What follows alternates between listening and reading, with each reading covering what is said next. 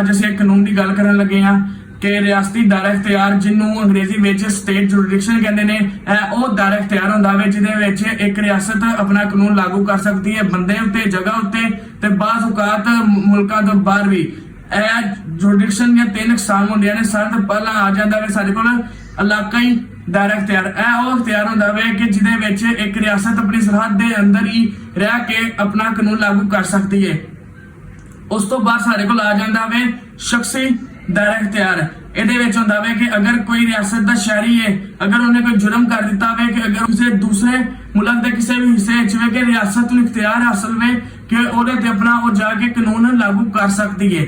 ਉਸ ਤੋਂ ਬਾਅਦ ਤੀਜੇ ਨੰਬਰ ਤੇ ਆ ਜਾਂਦਾ ਵੇ ਸਾਡੇ ਕੋਲ ਸਬਜੈਕਟ ਮੈਟਰ। ਇਹਦੇ ਵਿੱਚ ਹੁੰਦਾ ਵੇ ਕਿ ਜੋ ਦਹਿਸ਼ਤਗਰਦੀ, ਸਾਈਬਰ ਕ੍ਰਾਈਮ, ਮਨੀ ਲਾਂਡਰਿੰਗ, ਜੋ ਇਸ ਕਿਸਮ ਦੇ ਜੁਰਮ ਵਿੱਚ ਮੁਲਵਸ ਹੁੰਦੇ ਨੇ, ਰਿਆਸਤ ਨੂੰ ਇਖਤਿਆਰ ਹੁੰਦਾ ਵੇ ਕਿ ਉਹਨਾਂ ਦੇ ਉੱਤੇ ਆਪਣਾ ਕਾਨੂੰਨ ਲਾਗੂ ਕਰ ਸਕਦੀ ਹੈ। ਇਹ ਉਹ ਇਖਤਿਆਰ ਨੇ ਜਿਹੜਾ ਰਿਆਸਤ ਦੀ ਖੁਦ ਮੁਖਤਾਰੀ ਦੀ ਇਜਾਜ਼ਤ ਉਹਨੂੰ ਦਿੰਦੇ ਨੇ।